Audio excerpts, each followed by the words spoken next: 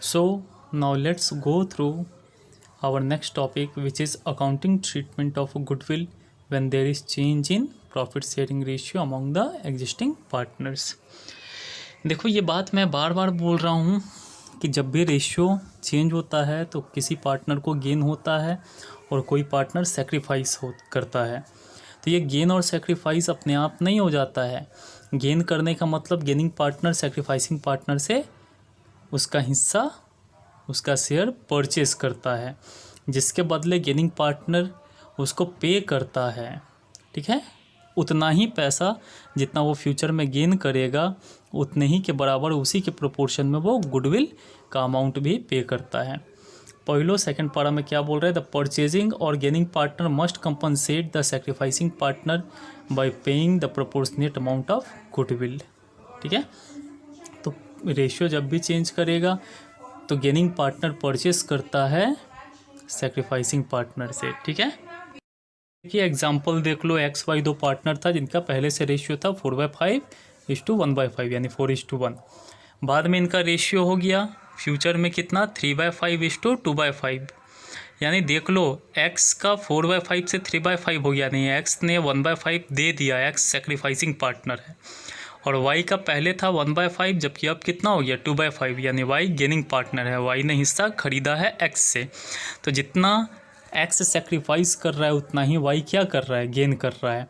तो क्या बोलता है, it implies that X is selling 1/5 share to Y, यानी एक्स ने अपना 1/5 हिस्सा वाई को बेचा है। अगर फर्म का प्रॉफिट 1 लाख पर एनम है तो एक्स को हर साल 20,000 रुपये का घाटा लगेगा, क्योंकि 1 लाख का 1/5 वो छोड़ चुका है अब, और वाई को उतना ही गेन होगा। This must be compensated by y by paying to x an amount equal to 1/5 of total value of goodwill of the firm। क्योंकि y गेनिंग पार्टनर है, y ने 1/5 हिस्सा x का खरीदा है, तो y जब खरीदा है तो वो कंपनसेट भी करेगा x को, वो पे भी करेगा x को। तो ये पेमेंट कैसे किया जाएगा, तो गुडविल जितना भी फर्म के गुडविल का जितना भी वैल्यू है उसका 1/5 हिस्सा y x को दे देगा।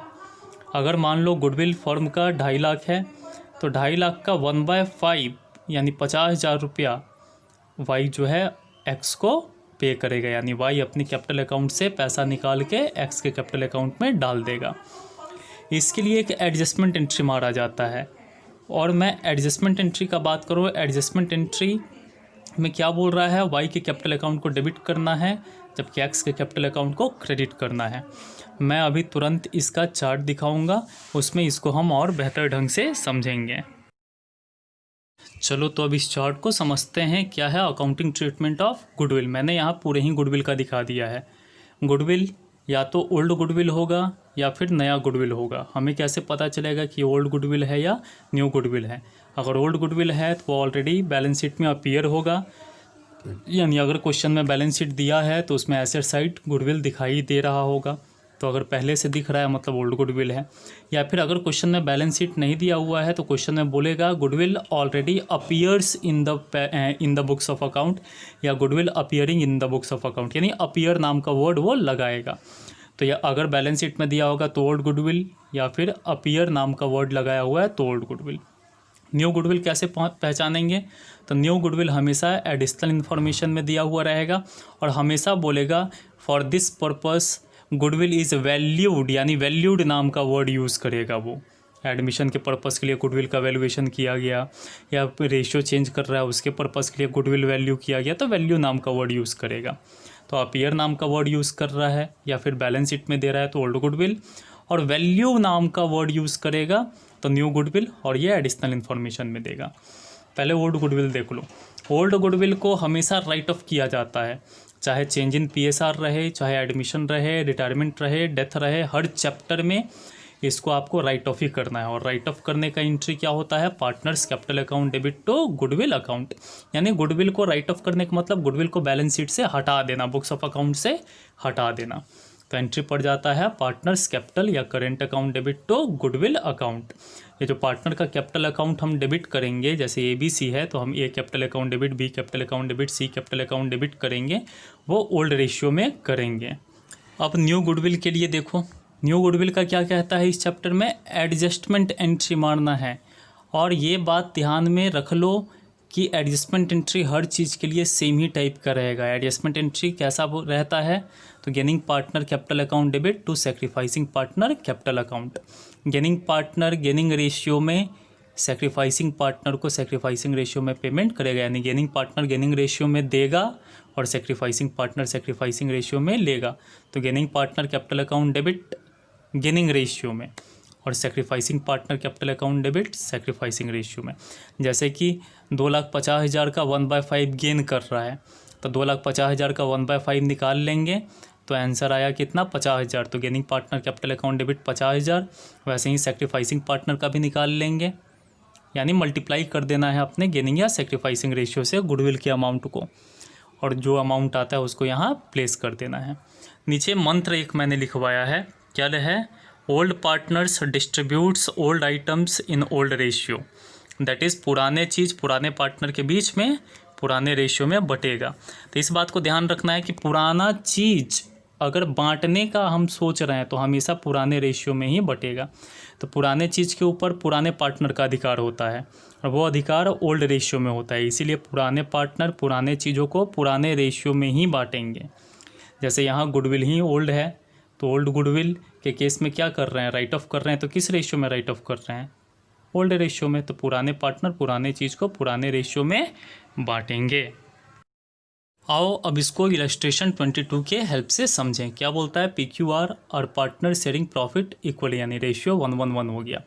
They decided that in future R will get 1/5 share in profit. On the day of change forms goodwill is valued at 3 lakh. बताओ ये goodwill appeared in the books of account है या goodwill valued है? Goodwill valued है, यानी नया goodwill है। ये बोलता है नेसेसरी जर्नल एंट्री मारिए। तो नए गुडविल के लिए हमको क्या करना होगा, एडजस्टमेंट एंट्री मारना होगा। एडजस्टमेंट एंट्री गेनिंग और सेक्रीफाइसिंग रेशियो में पड़ता है, तो पहले हम गेनिंग और सेक्रीफाइसिंग रेशियो निकाल लेंगे। तो P का देखो, P गेन कर रहा है 1/15, Q गेन कर रहा है 1/15 और R सेक्रीफाइस कर रहा है 2/15।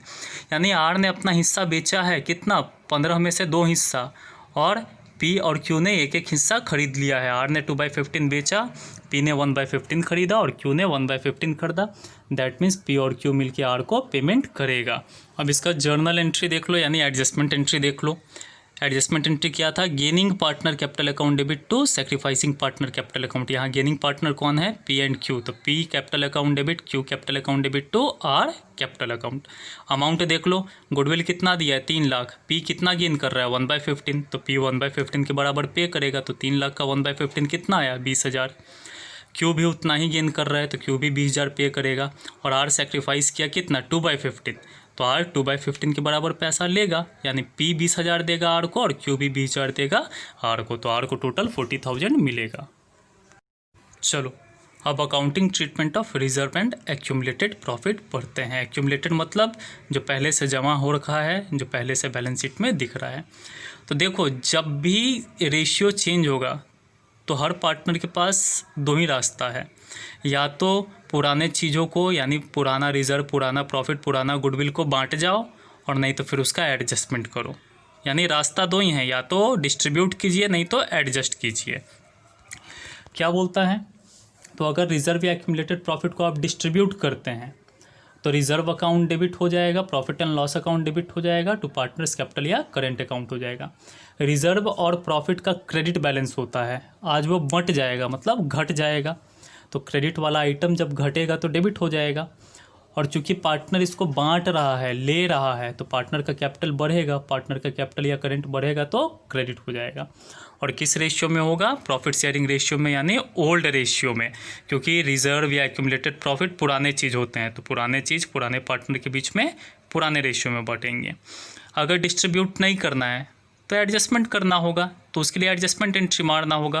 और एडजस्टमेंट एंट्री हर जगह सेम ही होता है, चाहे वो गुडविल के लिए हो या रिजर्व के लिए या एक्यूमुलेटेड प्रॉफिट के लिए। तो एंट्री पड़ जाएगा gaining partner capital account debit gaining ratio में टू सेक्रीफाइसिंग पार्टनर कैपिटल या करेंट अकाउंट सेक्रीफाइसिंग रेशियो में। ये तो था क्रेडिट वाले आइटम का, जैसे कि रिजर्व या प्रॉफिट का। अब बात करते हैं लॉस का, जैसे कि प्रॉफिट एंड लॉस अकाउंट का डेबिट बैलेंस या एडवर्टीजमेंट सस्पेंस अकाउंट या डिस्काउंट, इस तरीके के आइटम का। तो अगर इसको डिस्ट्रीब्यूट करते हो तो ये लॉस है, पार्टनर सहेगा तो उसका कैपिटल या करेंट घटेगा तो डेबिट हो जाएगा। और डेबिट बैलेंस वाला आइटम ख़त्म हो जाएगा तो क्रेडिट हो जाएगा। तो एंट्री क्या पड़ेगा अगर आप डिस्ट्रीब्यूट करते हैं तो पार्टनर्स कैपिटल या current account debit to profit and loss account. ये भी पुराना चीज़ है तो पुराने रेशियो में ही यहाँ इसका काम होगा। अगर डिस्ट्रीब्यूट नहीं करते हो तो एडजस्टमेंट एंट्री पड़ेगा। देखो प्रॉफिट वाले आइटम के लिए एडजस्टमेंट एंट्री कैसा पड़ रहा है, gaining partner capital account debit to sacrificing partner capital account. तो प्रॉफिट का उल्टा होता है लॉस, तो एंट्री भी पड़ेगा एडजस्टमेंट वाला कैसा उल्टा। तो यहाँ एंट्री कैसा पड़ेगा, sacrificing partner capital account debit to gaining partner capital account, sacrificing ratio and gaining ratio में। चलिए अब इसको इलस्ट्रेशन के थ्रू समझते हैं। क्या बोलता है, XYZ पार्टनर है, रेशियो 4:3 है। उन्होंने प्रॉफिट अब इक्वल कर लिया। पहले से बैलेंस शीट में क्या क्या पहले से क्या क्या आइटम दिख रहा है उस दिन, प्रॉफिट एंड लॉस का क्रेडिट बैलेंस यानी प्रॉफिट दिख रहा है, रिजर्व दिख रहा है, वर्कमैन कंपनसेशन रिजर्व दिख रहा है और एडवर्टीजमेंट सस्पेंस अकाउंट यानी लॉस दिख रहा है। तुमको बोला एंट्री मारो। क्वेश्चन नहीं बोला ना कि बांटना है या नहीं बांटना है, क्वेश्चन कुछ नहीं बोलेगा मतलब हम बांट जाएंगे यानी पार्टनर बांट जाएंगे। तो बांटने का एंट्री मार दीजिए। प्रॉफिट है तो profit and loss account debit, general reserve account debit, workman compensation reserve account debit to X capital account to Y capital account to Z capital account.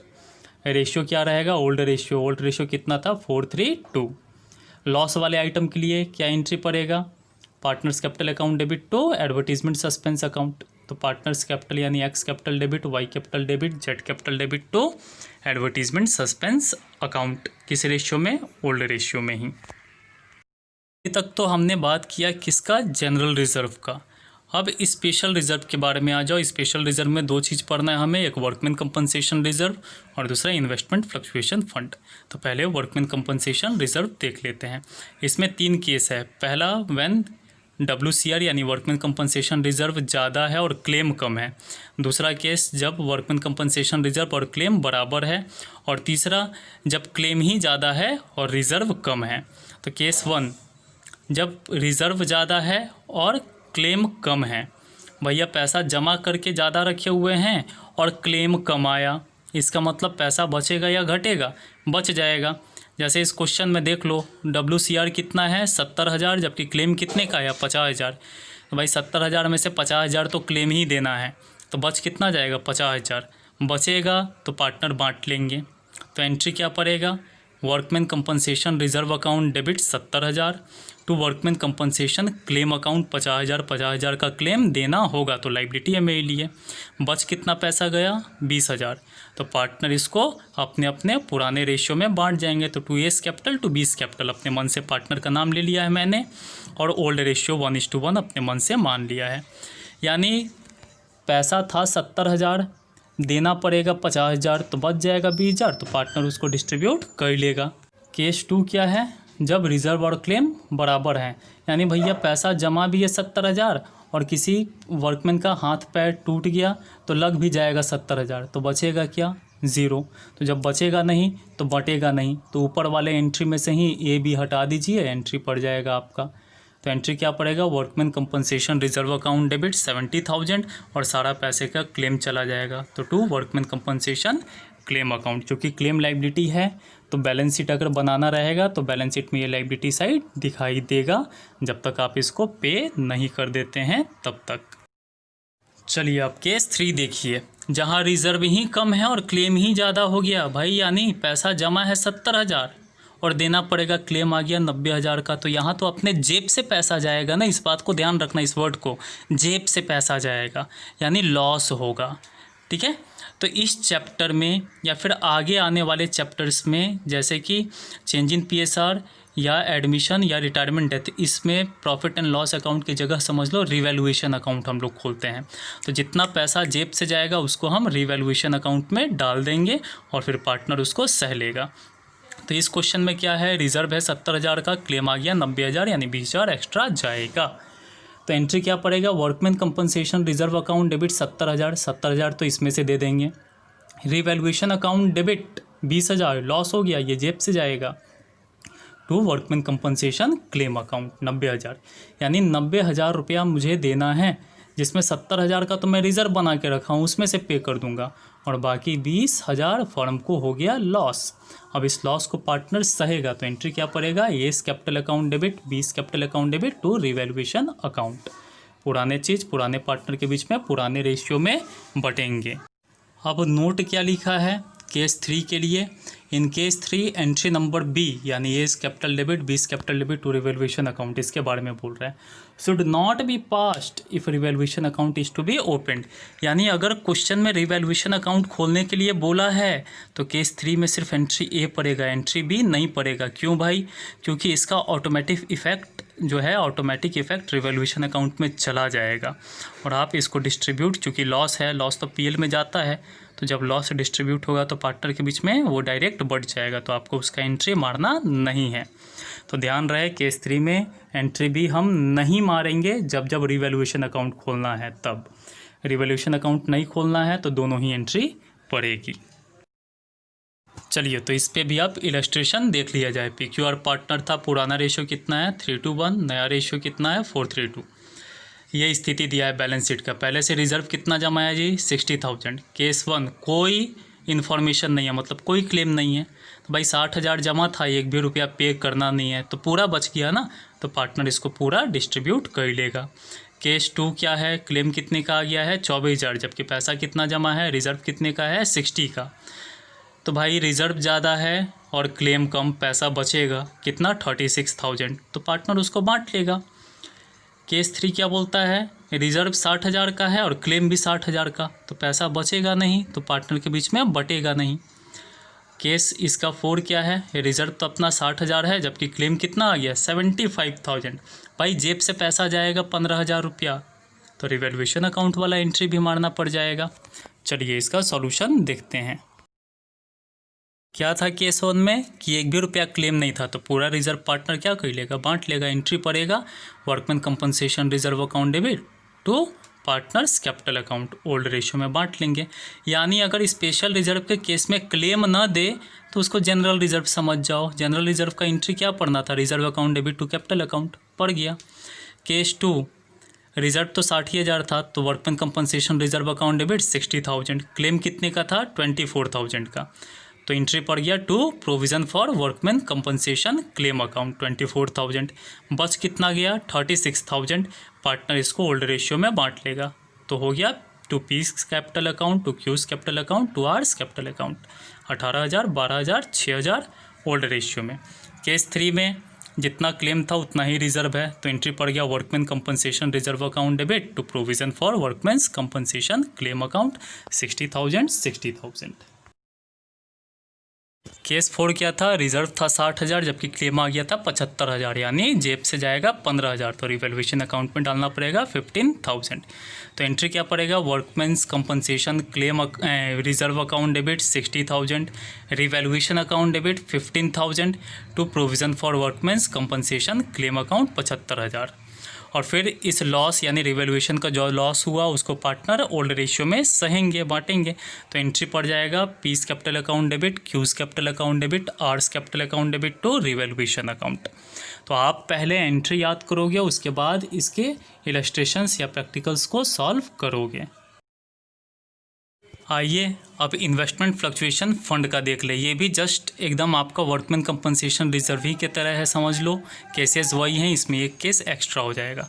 पहला केस क्या है भाई, रिजर्व यानी IFF बड़ा है किससे, लॉस से। यहाँ लॉस कैसे निकाला जाएगा, लॉस निकालने के लिए आपको बुक वैल्यू और मार्केट वैल्यू को कंपेयर करना होगा। केस 1 में एग्जाम्पल देखो क्या लिया है मैंने, IFF दिया हुआ है कितना 70,000, बुक वैल्यू यानी बैलेंस शीट में मेरा इन्वेस्टमेंट कितने का दिख रहा है 60,000 का, जबकि मार्केट का रेट कितना हो गया है 40,000, तो भाई किताब में मैं 60 दिखा रहा हूँ, मार्केट में दाम उसका घट के 40 जो हो गया, तो लॉस कितने का हो गया मेरे लिए 20,000 का। एंट्री पड़ेगा same like workman compensation fund, क्या पड़ता है यहाँ investment fluctuation fund account debit, कितने का फंड था 70,000 का, इन्वेस्टमेंट कितने का घट गया 20,000 का ना, क्योंकि लॉस हो गया 60 से 40 हो गया इन्वेस्टमेंट, तो टू इन्वेस्टमेंट अकाउंट 20,000, 70,000 का रिजर्व था, 20,000 का तो घाटा लग गया, तो पैसा बचा कितना 50,000, पार्टनर बांट लेंगे अपने अपने रेशियो में, तो to S capital account to B's capital account in old ratio. Case 2 जब IFF और लॉस बराबर रहे तो एंट्री पर पार्टनर के लिए पैसा बचेगा नहीं, तो सिर्फ नॉर्मल एंट्री पड़ेगा investment fluctuation fund account debit 70,000 to investment account. Case 3 क्या है भाई, फंड ही कम है यानी रिजर्व ही कम है और लॉस ही ज़्यादा है। फंड कितने का है 70,000 का, बुक वैल्यू कितना है 1,10,000, जबकि मार्केट वैल्यू कितना है 10,000। तो घाटे कितने का लग गया, जिस चीज़ को हम 1,10,000 का दिखा रहे हैं बैलेंस शीट में, उसका मार्केट में दाम 10,000 हो गया, तो घाटा 100,000 का यानी 1,00,000 का हो गया ना। तो फंड है 70,000 का और लॉस हो गया 1,00,000 का। तो एंट्री क्या भाई, यहाँ अपने जेब से पैसा चला गया ना 30,000, तो रिवैल्यूएशन अकाउंट खुलेगा। एंट्री क्या पड़ेगा, revaluation account debit 30,000, investment fluctuation fund account debit 70,000, तो इन्वेस्टमेंट अकाउंट 1,00,000। रिवैल्यूएशन के लॉस को पार्टनर सहेगा, तो एंट्री पड़ जाएगा S capital account debit, P's capital account debit to revaluation account. Old ratio में पार्टनर इसको डिस्ट्रीब्यूट कर लेंगे। अब इसका केस 4 है। अभी तक तीनों केस लॉस के लिए था, केस 4 प्रॉफिट के लिए है, क्योंकि इन्वेस्टमेंट एसेट होता है तो एसेट पे तो प्रॉफिट या लॉस दोनों हो सकता है ना। तो अभी तक तो 3 केस लॉस का पड़े, अब प्रॉफिट का केस। इन्वेस्टमेंट फंड कितना है भाई 70,000, बुक वैल्यू 60,000, यानी बैलेंस शीट में 60,000 हम दिखा रहे थे, जबकि मार्केट में दाम बढ़ के कितना हो गया 80,000, तो फ़ायदा हमको कितना हो गया 20,000 का। एंट्री पहले, अब पूरा का पूरा रिजर्व तो यहाँ बच गया ना। अभी तक के केस में क्या हो रहा था, रिजर्व में से लॉस घट रहा था, रिजर्व में से क्लेम घट रहा था, लेकिन यहाँ तो प्रॉफिट हो गया, तो ये तो बढ़ने वाली चीज़ें हो गई। तो पहले आप क्या करेंगे, रिजर्व को बांट लीजिए और फिर प्रॉफिट का काम कर लीजिए। तो एंट्री पड़ जाएगा investment fluctuation fund account debit to partners capital account. पूरा का पूरा 70,000 पार्टनर ओल्ड रेशियो में बांट जाएगा। अब प्रॉफिट वाला काम कीजिए। तो प्रॉफिट क्या हुआ है भाई, इन्वेस्टमेंट का दाम बढ़ा है तो बढ़ाइए ना। Investment account debit to revaluation account. Loss के लिए रिवैल्यूएशन को डेबिट करते हैं, तो प्रॉफिट के लिए रिवैल्यूएशन को क्या करेंगे, क्रेडिट। अब प्रॉफिट हुआ है तो पार्टनर का कैपिटल बढ़ेगा, पार्टनर को पैसा मिलेगा, तो अब बांटने का एंट्री मारिए प्रॉफिट को। तो एंट्री क्या पड़ेगा, revaluation account debit to partners capital account old ratio में।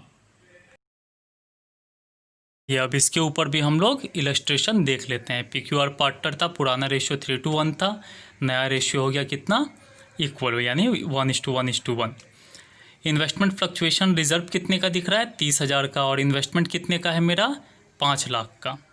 ध्यान रहे बुक वैल्यू इन्वेस्टमेंट का कितना है 5,00,000। केस 1 कोई इन्फॉर्मेशन नहीं है, यानी जितना बुक वैल्यू है उतना ही मार्केट में भी दाम होगा, तो कोई लॉस नहीं हुआ। 5,00,000 मेरे बैलेंस शीट में भी दिख रहा है 5,00,000 का, और मार्केट में भी 5,00,000 का है, तो ना फ़ायदा हुआ ना घाटा हुआ। तो रिजर्व तो पूरा का पूरा 30,000 बचा रह गया ना, तो पार्टनर इसको बांट जाएंगे। केस 2 खुल के बोल दिया कि इन्वेस्टमेंट का दाम मार्केट में भी कितना है 5,00,000, बैलेंस शीट में भी कितना है 5,00,000, तो कोई घाटा नहीं है। तो केस 1 और केस 2 अलग अलग लैंग्वेज सिर्फ बदल दिया है दोनों सेम क्वेश्चन, तो एंट्री भी दोनों का सेम पड़ेगा। केस 3 इन्वेस्टमेंट तो 5,00,000 का है बैलेंस शीट में, लेकिन मार्केट में दाम कितना हो गया है 4,88,000, यानी 12,000 रुपये का हमको घाटा लग गया। जबकि रिजर्व कितने का है 30,000, तो भाई रिजर्व है 30,000 का और लॉस कितना है 12,000, तो रिजर्व ज़्यादा है मेरा लॉस से।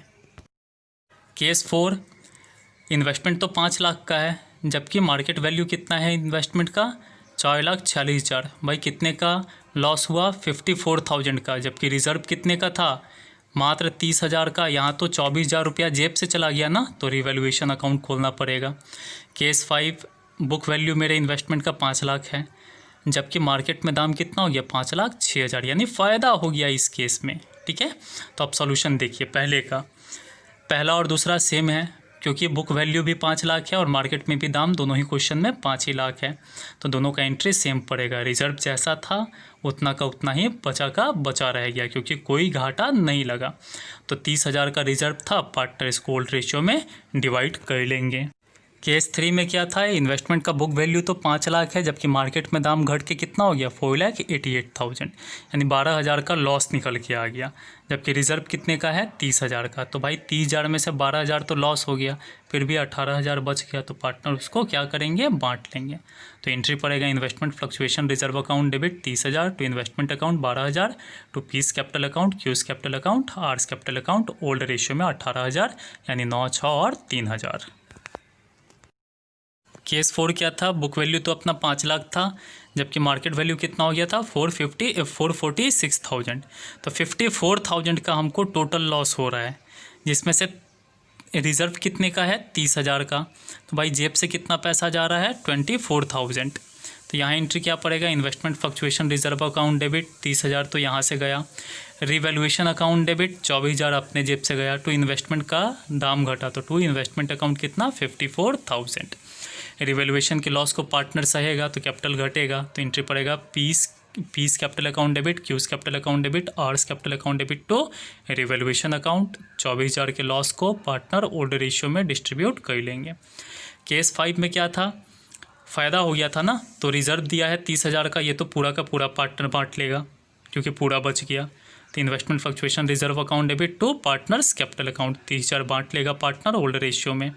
फिर फ़ायदा हुआ था ना 6,000 का, 5,06,000 नया दाम हो गया था जबकि बुक वैल्यू 5 लाख है।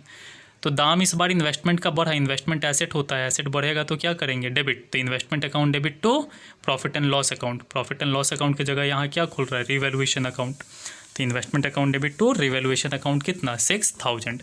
अब इस प्रॉफिट को पार्टनर बांट लेगा, तो डिस्ट्रीब्यूशन का एंट्री मार लेंगे, क्या होगा, पार्टनर का कैपिटल बढ़ेगा ना, तो कैपिटल बढ़ता है तो क्रेडिट करते हैं, तो एंट्री क्या पड़ेगा, revaluation account debit to partners capital account, किस रेशियो में, ओल्ड रेशियो में। तो बात याद रखना है, पुराने चीज़ पुराने पार्टनर के बीच में पुराने रेशियो में ही डिस्ट्रीब्यूट होंगे। जैसे कि पुराना गुडविल पुराने रेशियो में बटेगा, पुराना रिजर्व पुराने रेशियो में बटेगा, पुराना प्रॉफिट पुराने रेशियो में बटेगा, पहले से कोई लॉस है वो भी पुराने रेशियो में, कोई एडवर्टीजमेंट सस्पेंस ये भी तो लॉस ही है ना पुराने रेशियो में। ठीक है, सिर्फ नए गुडविल का एडजस्टमेंट एंट्री मारेंगे, या फिर अगर क्वेश्चन बोले कि हम रिजर्व नहीं बांटेंगे या प्रॉफिट नहीं बांटेंगे या लॉस नहीं बांटेंगे तब एडजस्टमेंट एंट्री मारेंगे। ठीक है।